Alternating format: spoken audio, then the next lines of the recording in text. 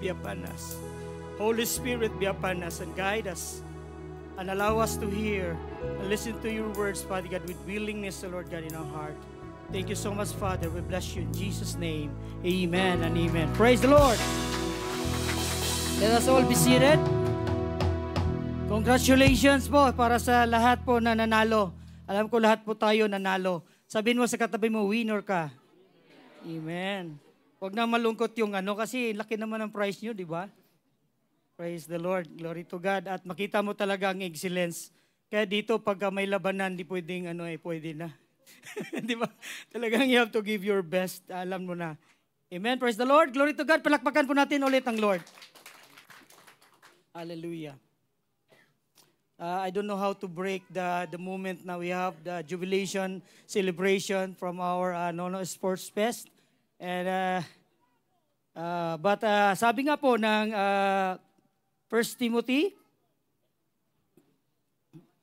4:8, New Living Translation or NLT, physical training is good, but training for godliness is much better, promising benefits in this life and in the life to come. Yun daw training for righteousness, much better. Dahil ang benefits po niya, hindi lang po dito, physically siguro, di ba? If you have the wisdom, if you have the anointing, and if you have the Word of God in your life, I do believe that it's not only a blessing for your spiritual health, but it's also benefit your physical body. Praise the Lord. Okay. So, nandito po tayo sa atin pang, okay na lang po. Actually, I planned na hindi gagawa ng slides dahil gusto ko po yung PDF lang, ang outline na simpleng-simple lang po siya, nasa cellphone, PDF file, or a Word file. Kasi po, ang topic po natin dito is about salvation. Si Brother Eddie, ang ending talaga yan, laging salvation. Dahil salvation is the most important topic po sa atin ng Christian life.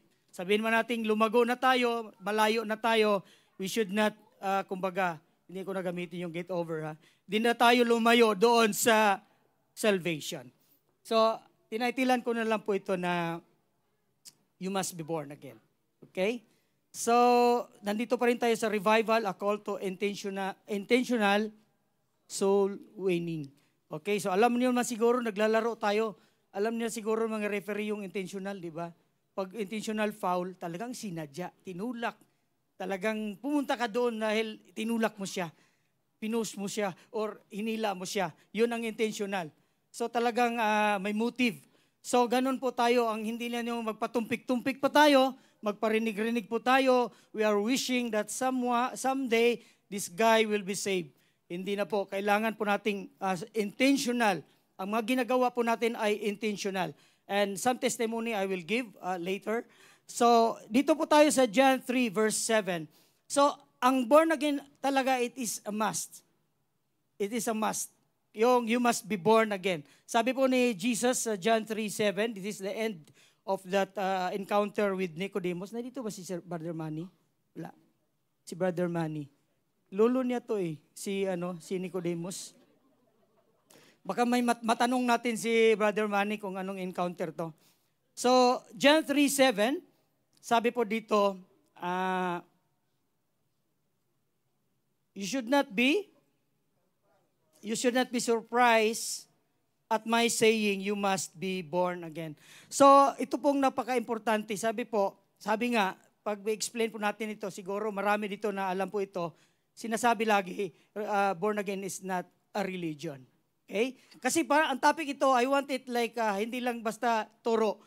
I want it na, I desire, I pray na makuha po natin tong simplicity ng pagturo nito dahil isi-share po natin to Unang-una, ang born again is not a religion. It is a relationship. Narinig natin sa maraming pastor, narinig natin kay Brother Eddie.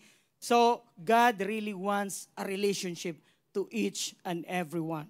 So, as an intro, meron po tayong experience dito ni Brother Manny, yung lolo niya, si Nicodemus, pumunta kay Jesus. Sa John 3, verse 1 to 6. I-flash po natin yan. So, ano pong meron dito?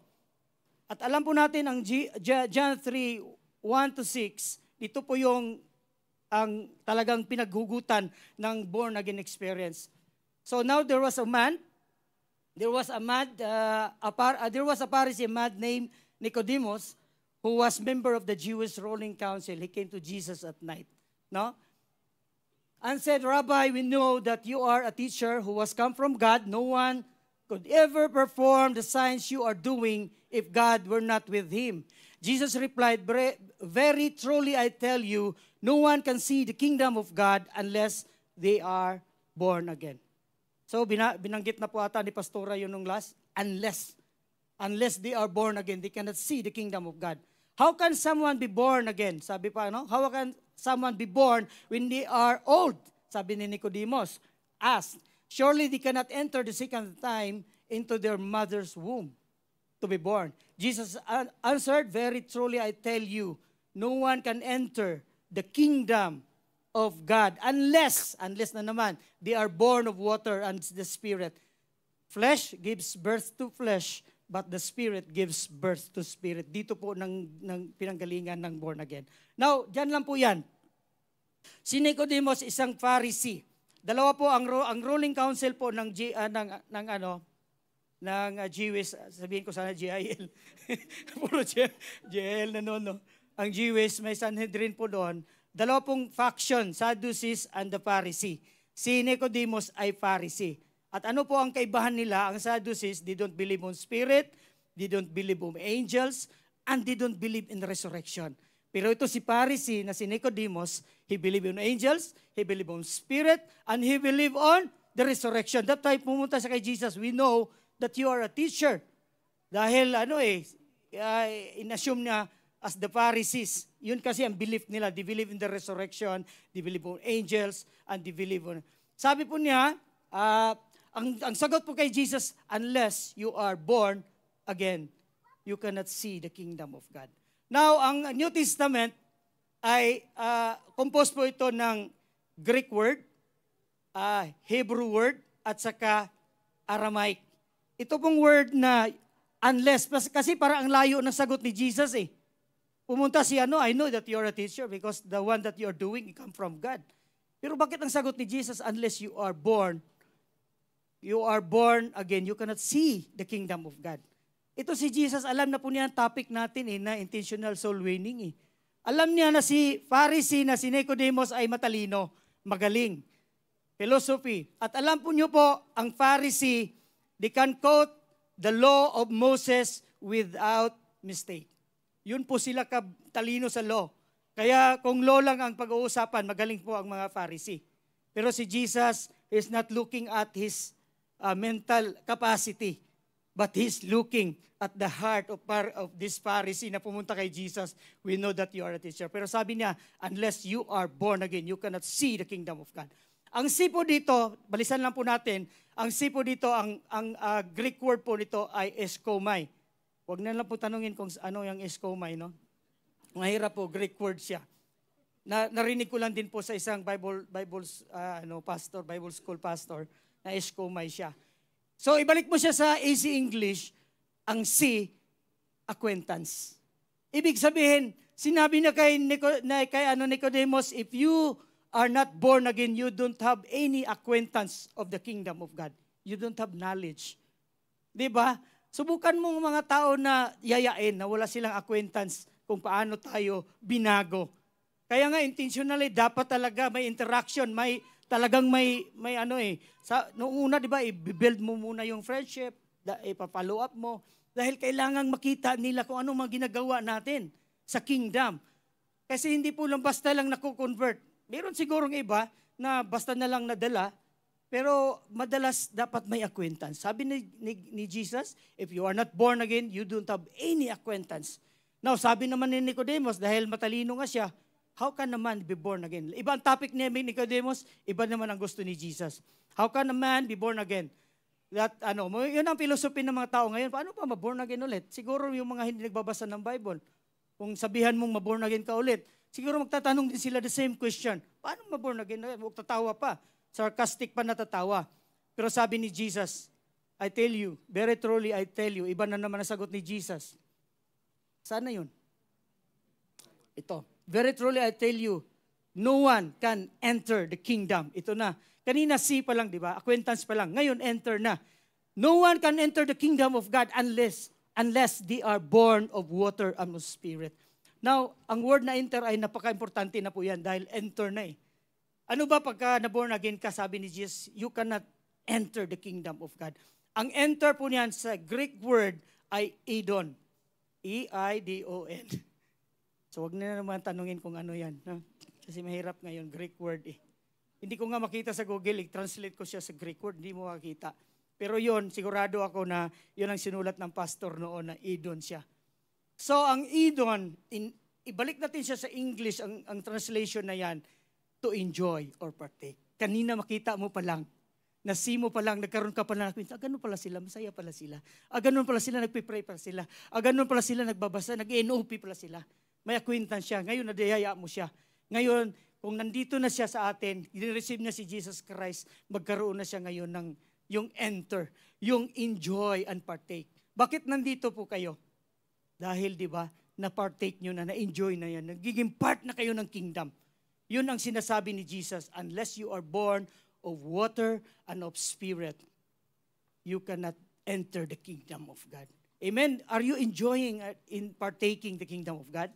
Amen. Praise the Lord. So yun po ang ibig sabihin po niyan. Now, sabi nga po, born of water and of spirit. Ang water ay it pertains to the word of God. Amen? Wala pong ibang huhuga sa atin, nagtuturo sa atin, nagpo-form sa atin, nag-shape sa atin, kundi ang word of God. Pero sabi nga po ng pastor, itong water dito, so it also pertains to flesh, physical birth. At alamin po natin na dapat natin malaman na si Satan ay wala naman siyang physical body din. Spirit lang siya. Kaya Satan is roaring around and looking for someone to devour dahil wala siyang body kasi inggit na inggit siya sa katawan mo. Tingnan mo yung katawan mo. Inggit na inggit siya dyan, gusto niyang pasukan through legal ground. Di ba? Maski ganun yung katawan mo, talagang yummy-yummy si Satan dyan. Talagang proud na proud kayo sa katawan niyo. Sabi nga po, itong word of God, itong word dito, water, spirit, of course, the spirit of God. Amen? So, in short, intro pa lang to, mahaba to. I promise na mabilis lang po ako. In short, born again. Ang sinabi pong again dito, ang word na again, pareho lang po ginamit, ang word in Greek word is anathen, which is from above. Kaya ang born again, hindi po yun born na kung ano lang, born from above. Born from above. Hindi po tayo pinanganak sa will ng kung sino man, sa spiritual na realm. It is really the will of God. Wala pong makapagbago sa buhay niyo. Ako ilang beses na rin akong gustong magbago. Pero marami ding mga kabiguan dahil hindi natin kaya. When we are not born again, you cannot really enjoy and partake the kingdom of God. Dahil babalik at babalik ka, parang baboy daw. Pero hindi na ikaw yan, ha? Parang baboy, maski ano daw linis mo sa baboy, talagang pupunta siya doon sa putikan. Kaya nga hindi tayo baboy eh. Mga tupa tayo, tinawag tayong mga tupa. Dahil ang tupa, pag may nakita silang na dumi-dumi, ay hindi sila ititigil, ikikis-kis nila. Kasi ayaw nila. Ang baboy, gustong-gusto niya yung dumi. Tayo ay tinatawag na mga tupa dahil talagang kailangan tayo, kumbaga ayaw natin yung mga dumi. Amen? Praise the Lord. So born from above. Yun po ang intro po natin. Now, punta po tayo sa topic. Tatlo lang po ito. Tatlo lang po ito. Kung makita sana yung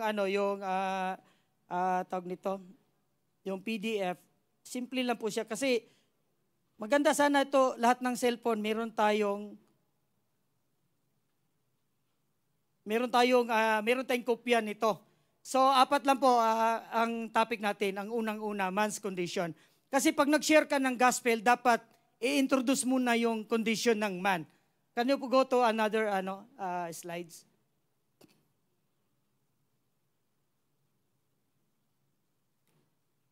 Okay, man's condition. Kasi ito ang napaka-importante eh. Kasi unless na ma-present mo kung anong condition ng tao, you cannot share. Paano ba? Wala naman silang kailangan eh. Kasi okay naman. Itong una, Romans 3:23. Ito ang man's condition. For all have sinned and fall short of the glory of God. Ito lagi kong sinishare sa salvation. Siguro may mga nasiran din ako dito pag nasign ako ng salvation seminar. For all have sinned and fall short. Hindi po mawawala ito sa man's condition. Lahat daw tayo ay nagkasala and fall short. So fall short, siguro, fall short, katulad ko, short. Di ba? Maski anong gawin ko, hindi ko talaga maabot yan. Dahil in our condition as people, we fall short of the glory of God because of sin. Wala tayong capacity. We don't have the power to reach God. Mayroong mga tao na, hindi, pwede, mabait naman ako eh. No. Sabi ng Romans 3:23, all have sinned and fall short. Maski anong gawin mong reach, i-reach natin ng God, pero we cannot do it on our own power, on our own will, or kumbaga kung ano. Romans 6:23, for the wages of sin is death. Amen? So, kailangan nating ma-emphasize yan na ang tao, ang kabayad sa kasalanan ay death. Hindi lang po ito nag-speak ng death ng physical. At ito po yung nag-speak ng spiritual death. At pwede nating i-expand na napakahirap po na ang death ay maabutan ka while you're still alive na hindi ka na born again. Hindi ka nabuhay sa spiritual. Kasi wala na pong chance. From eternity to eternity, kung ma-separate ka, kasi ang death talaga, it is a separation Separation from the glory of God. Sabi nga ni Pastor Ted, nung doon kami sa ang hell daw, walang oxygen doon. Dito nga, paghinga natin dito sa humid kanina, parang nahihirapan tayong huminga, di ba? Pero sa hell, wala na. Kasi yung breath na meron po tayo ay kay God pa rin yan. Sorry na, hindi na ako makahinga halos. Kulang sa advertisement muna.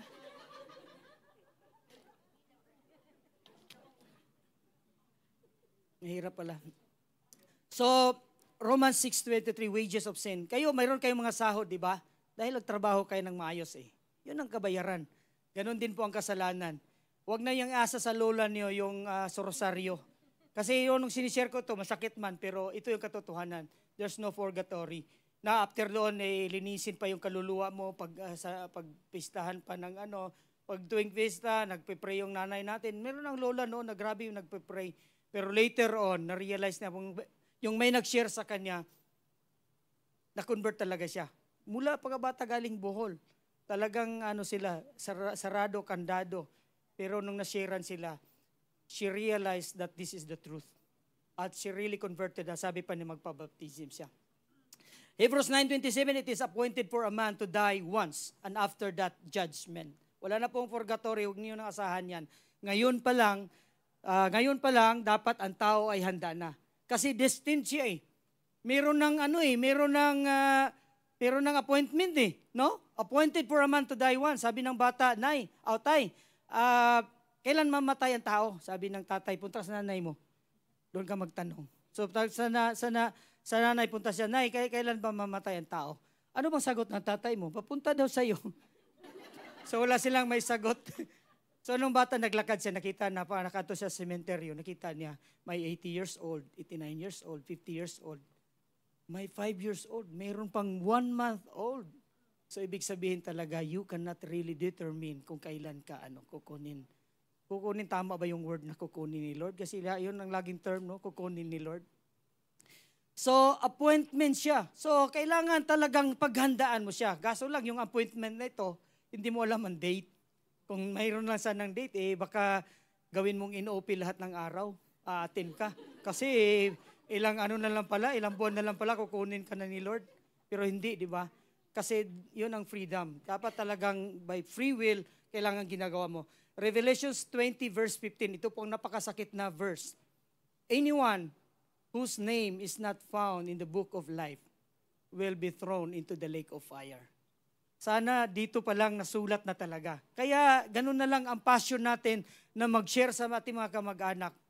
And this is the testimony I tell you. After natapos ko to, may lumapit sa akin na taga-ICOM na manager ng kung ano to siya, Pilipino. Sabi niya, Sir, ikaw ba to? Sabi ko, bakit? Kaya pala hindi ka umatin, religious ka pala. Kasi nakita niya profile sa Facebook ko. Religious ka pala, kaya pala hindi ka sumasama ng camping sa amin at mag-karaoke at mag-inuman. Kung hindi naman, pwede naman ako sasama sa inyo. kakatapos ko lang ito. Sabi ko, pasasampulan ko ito. Huwag kang umalis. Sabi ko, bakit? Sabi niya, share ko to sa'yo. Ito mismo. Nakatayo siya hanggang tinapos ko. Natapos talaga niya yung itong explanation na to. So, ganun tayo, intentional. Siya na nga lumapit sa'yo payami ka pa, di ba? Siya nang lumapit sa akin, binigay na ni Lord. Ayaw mo pa? Siniran ko siya, huwag kang umalis dito. Kasi aalis na sana siya Sabi ko, tapusin natin to. Sabi niya, so, ganun, talagang dapat intentional ang gagawin po natin. Dahil nga po, ay kailangan. Dahil sisingilin tayo sa history na later on, ako may kumbaga imagination ako na pagdating sa langit, si Faisal, Dindo, kumusta? Ganon. Mga kulig ko yun noon Then magsabi sa'yo, Dindo, salamat. You prayed for me. Di ba? Maski prayer lang, maski ano lang. Kasi lagi kong sinasabi sa Lord, Lord, ano bang problema? Bakit hindi maligtas ang taong ito? Bakit hindi siya makasama sa langit? May 3 anak, may asawa. Dahil ba Sudan siya? Lord, I claim him for Gusto makita tong taong ito sa langit. Dami kong kiniklaim na mga kulig na talagang kailangan pag-pray. Na kailangan nilang although hindi ko siya nasira na pero doon sa trabaho talagang there is a chance for us to share the good news for everyone. Even minsan kumakain ka, may kaharap ka. Pwede mo siyang i-claim into prayer. Kasi I believe na pag ipag-pray mo ang tao, heartily, kumbaga passionately, faithfully, I believe in that the clock of salvation will start to click on him. Hindi man siguro ikaw makita mo, saksihan mo, baka in some other time talagang isi-save siya. Kasi prayer can really do something. Amen? Okay, let's move forward. Kasi nasa una pa lang tayo, baka matagalan tayo. Number 2, man's condition. Meron na tayong man's condition, di ba? Sinsya na po, wala po akong kasi bawal po doon mag-print sa namin.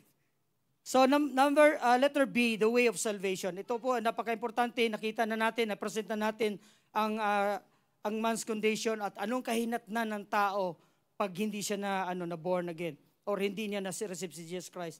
The way of salvation, not by religion. Narinig po natin to, di ba? Lagi natin sabihin yan. Si Brother Eddie, napaka-proud niya. Ang jail, malaki na, pero hindi niya sinasabi, pag sumali ka sa amin, ligtas ka na. He never said that. Yun ang isang believe na ko sa kanya. Siya lang nakikita kong leader na sinasabi na pag sumali ka sa jail, hindi yun kaligtasan, ha? Wala siyang assurance. Because religion, hindi po yun ang napako sa cross. Hindi po yun ang nagano sa'yo. Although religion can help. We are here to learn. Parang paralan. Pag graduate ka pa sa paralan, ay trabaho na agad pag Hindi naman, di ba? Dapat mag-a-apply ka pa. Pero may mga good school. Katulad dito sa GIL, we consider it a good school. Kasi we learned more and more about the kingdom of God. Pero it's not an assurance that you will be saved once you are here and you are a member. So kailangan mo parang i-build up ang faith mo. Not of good works in Ephesians 2:8 and 9. So kaya pag mayroon kang kopya nito, mamemorize mo ito madali lang to siya Not of good works lest anyone should boast. Sabi nga, ang salvation daw, it is not from yourself, it is the grace of God. At alam po natin ang grace ay unmerited favor. Hindi po ikaw ang nagtatrabaho, hindi po ikaw ang nagpapapako, wala kang ginawa na kumbaga in relation with the salvation that is given to you. It is purely from the Lord Jesus Christ. For it is by grace that we have been saved, not from yourselves. It is the gift of God. Okay? It is the gift of God. Pag binigyan ka ng gift, alam mo naman ang gawin mo is to receive. Wala naman kang sisingilin ka dyan. Amen? So, not by law. So, ang law naman ay yung pagsunod sa law. Pagsunod sa, kumbaga, sabihin na natin na 10 Commandments. Sabihin mo, nagsusunod ako. Madalas ito yung mga Israelites. They are really very strict in following the law. Hindi po law ang makakaligtas po sa atin. But it doesn't say na kung hindi na tayo susunod sa law. Pero ang salvation, it's not about the law. Know that the person is not justified by the works of the law, but by faith in Jesus Christ. So we too have to put our faith in Christ Jesus that we may be justified by faith in Christ and not by works of the law. Because the works of the law, no one will be justified. Amen? Maski alam mo pa yung law. Kasi nga ang law, once na ang Ten Commandments, example, gusto mo, sundin mo lang yun. Ayaw mo kay Jesus Christ, basta sundin ko lang itong law. Sundin ko lang to at okay na. Once na ma-miss mo yung isa, ang daming law, ma-miss mo yung isa, you miss all.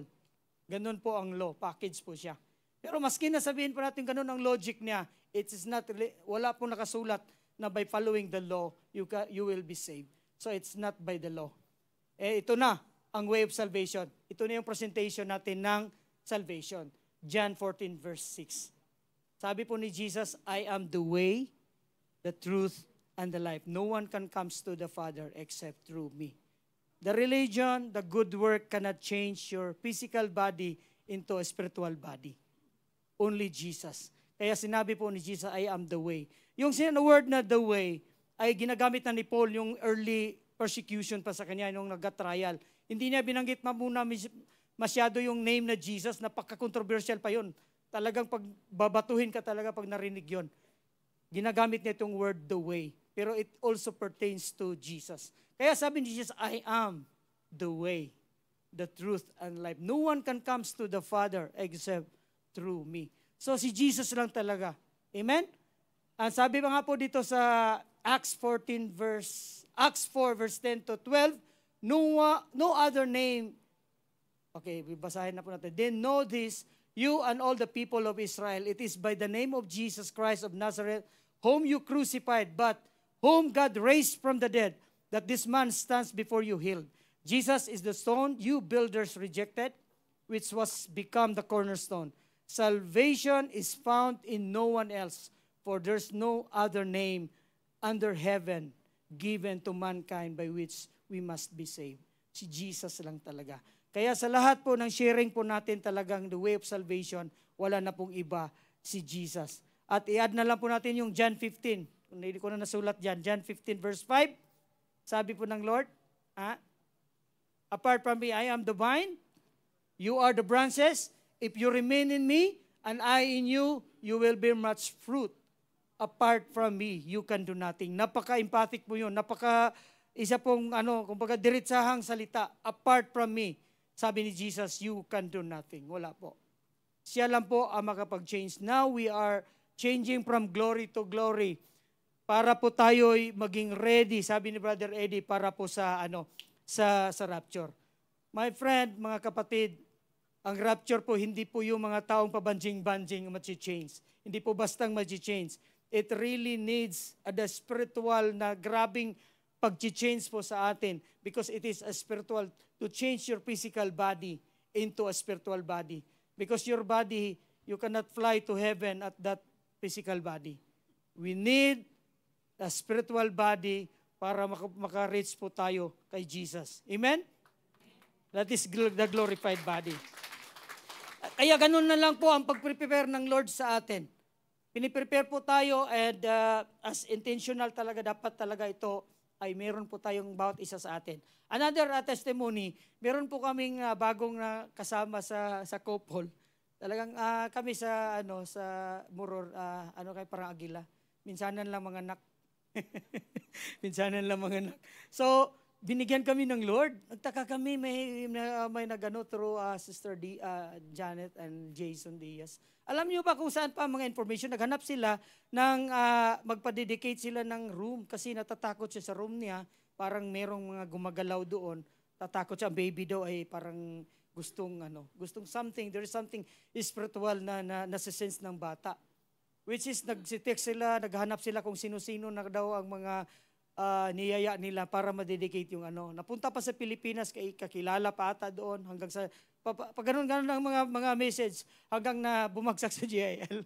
Nakahanap ng taga GIL. Kami, busy din kami doon that time, pero sabi natin, sige, puntahan natin. Kami pa nauna doon sa dedication. Nag-antay pa kami sa kanila. Sabi nung, pupunta pa ba yun? Mag-dedicate tayo ng bahay nila. Wala pa sila. Pawis na kami doon sa Pawis na kami doon sa labas. Kasi ministry, di ba? Kailangan nating a little bit of sacrifice. Intentionally. So, nandun na. Paglabas namin, sorry po, kasi ano pala, buntis na talagang risk, ang tawag yan? High risk. High risk siya talagang talagang parang buhat-buhat pa niya yung baby doon sa niya. Wala pa lumabas dito pa sa loob. Baka sabihin yung binuhat niya. Nasa loob pa pero niya, dandahan siyang naglakad. Sana, in short, na-dedicate namin yung house. Pero natutuwa ako how the Lord works. At saka ang theme pa natin ay intentional soul winning. At saka yung na-invite ko rin na technician doon sa site din, ganun din. Na ko siya, laging siguro mga 2 buwan na 3 buwan. Lagi, sir, may overtime Long last week, nakapunta na talaga dito. Nakapunta talaga siya. Intentional. At itong, balik pala ako, naligaw na ako. Doon sa pala, yung buntis, baka interesado pa kayo doon. Pagkatapos namin na-dedicate, talagang siya nang nagpa-follow up. Ayaw nyo pa noon, siya na gusto namin magkaroon ng Bible study dito. So tinulungan namin ni Carrie na makapunta sa hospital para kasi siya lang at saka yung baby niya. At saka yung asawa niya kasi parang ibang lahi na puti. Pero wala dito kasi chef siya sa Sheikh. So laging wala. Kawawa nga Pero talagang the Lord has, sabi ko sa kanya, talagang ang bait ng Lord, pinadala kami sa inyo para lang hindi lang physically. Ngayon, she wanted to have kumbaga weekly Bible study po sa room nila. So, sasampulan ko na naman itong kopya na to, The Way of Salvation. So, punta tayo sa next slide. Last na po ito, promise. How can we be saved? Napaka-importante po ito. 1 John 1:9, accept that we are sinner. Ito na po yung, kumbaga, tanong ng tao how can we be saved? Katulad nung siniran ko isang araw, sabi niya, sir, paano yung iba na hindi naniwala sa Bible? Ang laki ng problema niya masisiran ko pa nga lang siya, problema niya, yung mga hindi naniniwala. Ibig sabihin, he assume himself that, na believer na siya. Actually, marami namang pre-believer Meron na silang idea sa Word of God, pero wala lang talagang nag-share sa kanila. So sabi po dito, if we confess our sins, He is faithful and just and will forgive us our sins and purify us from all our unrighteousness. Akala po lang natin minsan simple lang tong purify us. It speaks about the spiritual, kumbaga pagbabago sa life po natin. As I told you, we cannot change ourselves. Lahat po ng mga bad habits po natin, lahat po ng mga kasalanan po natin, may karga po yan, sabi ni Kuya Tony. May mga kargang espiritu po yan. Kaya ang hirap nang tanggalin. Di ba? May mga bad habits tayo na parang ayaw ko na to pero ba't hindi ko matanggal? Kasi may kapit siya Pumasok siya legally sa iyo. Kaya nga sabi nga pastora lagi, ang confession natin dapat dapat positive, dapat godly. Dahil confession lang dito ang sinasabi Hindi naman dito, sabi dito, maglulumuhod ka, papunta sa simbahan ng 100 times. Wala If we confess, sabi nga ng 1 John 1, if we confess our sins, He is faithful and just to forgive and cleanse us. Ito pong cleanse us dito, ito po spiritual sa buhay po natin. Para po tayo baguhin. Pero you need to confess our sins. Amen? Hindi na pinahirap ng God na maligtas ka. I-confess mo lang na makasalanan ka talagang faithful and just ang Lord na bigyan ka niya ng kumbaga kapatawaran. At linisin ka pa niya sa lahat ng iyong kasalanan. Romans 10:9, verse 10, if you confess with your mouth, if anything flash, kasi mga short lang po, if you declare with your mouth, Jesus is Lord, and believe in your heart that God raised Him from the dead, you will be saved. For it is with your heart that you believe and are justified, and it is with your mouth that you profess your faith and are saved. So, kailangan nating i-confess. Kasi kung ang Spirit ay pumasok sa iyo through confession, confess mo naman. And the Spirit of God will come to you and do the work, spiritual work sa buhay po natin. Amen? Praise God. Balik po tayo sa slides. So, napaka-importante po na i-confess po natin with our mouth. Kaya, ang mga sinisiran po natin, huwag mong hayaan na hindi po nila i-confess yung with their mouth na ask forgiveness. At di ba lagi may iba terminal na talagang pinapa-confess natin dahil napaka-importante po ng confession po. Dahil diha po i-honor po ng Lord yan at sa heart mo to believe in your heart. John 3:16, the heart of the Bible. John 3:16, for God so loved the world that He gave His one and only Son, that whoever believes in Him shall not perish but have an everlasting life. Siguro lahat naman siguro ay nakarinig ng maski Katoliko ka pa kung anong reliyon, narinig ng verse na ito. He gave His one and only Son. So lahat po dito kung makikita po natin ang topic po ng salvation, walang iba po, nakasentro po siya kay Jesus. Amen? Praise the Lord. Yun na po ang ABC ng salvation. Yung man's situation, the how we can be saved, or yung letter B, na the way of salvation, at saka yung letter C, how can we be saved. And last po, ito po yung unang, lagi pong ending ko sa salvation ay yung sa Luke 23:39-42, yung crucifixion. Yung crucifixion, dalawa po ang meron pong tao doon, puro criminal. Isa pong criminal, sabi po niya, ikaw pala ang Christ. Pwede nating i-flash yun. Yung Luke 23:39-42.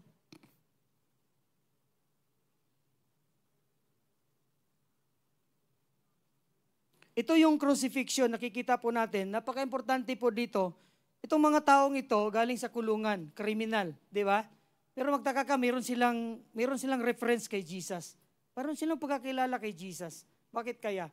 Maybe somebody preach or narinig nila sa kulungan po sila. Hindi po ito mga malayang tao.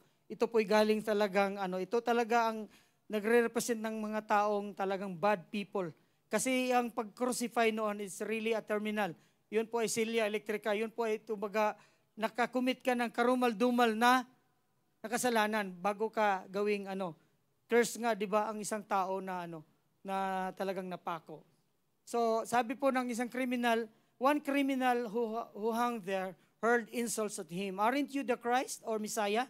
Save yourself and save us. So, punta po tayo doon sa last.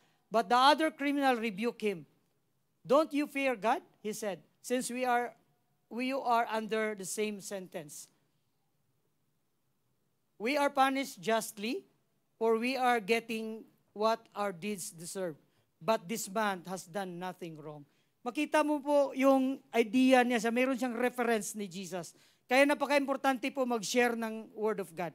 Dahil hindi mo alam itong tao na to, later on, maski sabihin mo mang hindi siya ngayon tumanggap, pero later on, ma-encounter niya ang crossroad niya kay Jesus Christ, he will really accept because meron na siyang idea kay Jesus. Then he said to Jesus, Lord, or Jesus, remember me when you come into your kingdom. Paano na nasabing into your kingdom? Galing sa kulungan. Bakit sinabi na, Lord, remember me when you come into your kingdom? Napakarami po niyang narinig about Jesus and he really has faith. Hindi siya sinabihan ni Jesus, you don't have a chance anymore. Sorry, my friend. You are terminal, nandyan ka na, wala ka nang mabuting magawa. Ito yung example ng isang taong makasalanan na hindi po siya nakagawa na mabuti. Kapatawaran lang, confession lang. Sabi niya, Lord, remember me when you come into your kingdom. Sabi ni Jesus today, I will bring you to paradise. Siya po ang unang kasalanan na bibigyan ng grace, unmerited favor. Kaya napaka-importante po sa atin na talagang share. Ito po ay madalas ending na sinasabi ko sa kumbaga sharing ng salvation. And lastly, sa Revelations 2:20, behold, 20 verse 2 or 2:20, behold, I stand and knock at the door. If anyone hears my voice and open the door. Pwede nating tanungin ang door po sa life natin, walang iba. If we really understand the Word of God, if we really accept that we are a sinner and repent from our sin and accept the Lord Jesus Christ, He is knocking at the door. And wala pong iba po yan, kundi ang puso po natin. Once we open the door, the Lord Jesus will come with you from now on unto eternity. Because it's the only the Lord Jesus can change us. Even in 1 Peter, I think 1:20-25, man and its glory is like flower of the grass. The grass withers, the flower fall. But the word of the Lord stands forever. Kailangan po nitong body nito, we will be transformed from the word of God. Itong body nito will decay. Itong body nito will fall. Maski pa sabihin, bata-bata pa naman ako ngayon. okay pa yung coatings ko. Ako, hindi na ako masyadong nagsasalamin kasi marami ng wrinkles. Di ba? Pero siguro mga bata-bata pa. Pero later on, ma-realize mo as days goes by, parang ano na rin. Pero I tell you, your body will, kumbaga, getting old, but the word of the Lord stands forever.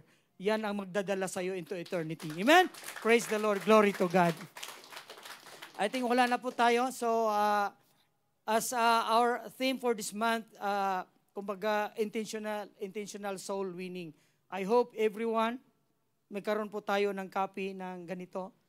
So, pwede kang mag-share ng testimony mo, share other testimony, or yun, kayong ending ng Luke na ano. So, by that, na makashare po tayo intentionally sa bawat kakilala po natin. Lahat po ng mga kulig natin, at lahat po ng siguro na-share ko na rin po sa inyo yon yung kasama kong Muslim. Siyempre, hindi ko siya masiran, babae. Pero nagpi-play ako ng audio Bible. Lagi siya nakikinig, sa car lift siya sa akin for 1 month, 2 months, 3 months. Later on, sabi niya, Dindo, parang nabalik na yan. Akala ko hindi kasi natutulog Siya parang bumalik na yan kahapon. Sabi ko, nagikinig pala to. This woman will be, lagi ko siyang pinapag-pray. Nung malapit na kami magkahiwalay sa project, sabi niya, Dindo, can you pray for me? Sipin mo yun Talagang nakaganon yun Can you pray for me? What? Sabi niya, I'm afraid na I will be terminated. Okay, I will pray for you. So next day, 3rd day, 4th day, sabi niya, Dindo, what? I receive a termination. Lord, ano ba to? Nagpag-pray ko pagkatapos na terminate. Ganda-ganda pa naman ang ko sa kanya. Sabi ko, just kumbaga cool ka lang. We are praying na hindi pa naman binigyan siya ng 1 month 1 month. Then naghiwalay kami ng project, Masdar yun. So napunta ko sa Yas Acre, napunta siya sa Rim Hills. So makikita kasi sa portal namin, lagi ko siyang hinahanap doon. Nakita ko, ba't nandito pa si Subhana? Nag-hi ako sa kanya. Subhana, are you still there? Yes, I'm here.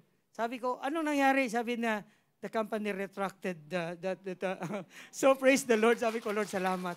So yun, talagang intentionally, bahala na kung wala na mga ginawang masama doon.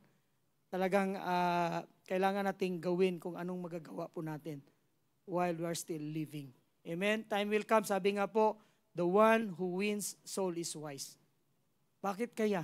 Ano kayang reward meron? Kung naka-reward tayo ng plangganita kanina, yung gano'n. Ano kaya kung meron kang isang taong na-convert, na dapat mahel na siya, pero na-convert siya? Baka bigyan ka ng Lord ng isang planeta o diyan ka makatira. I'm joking. Pero grabe kamahal. Sabi nga, for what profit if a man if he gains the whole world and loses his one soul? For what he can, for what in return he can pay for that soul? Ibig sabihin, mas mahal pa sa world yung isang soul mo. Kaya mga kapatid, napakapalad po natin na natagpuan mo natin ng Lord. But we have a mission. We are called first para po gawin po natin para sa iba naman. It should not end in our life. Ang gospel, it's a living seed. Kailangan po it will flow to everyone. Lahat. Pag sila, magtatanong sila, dapat i-share mo kaagad. Amen?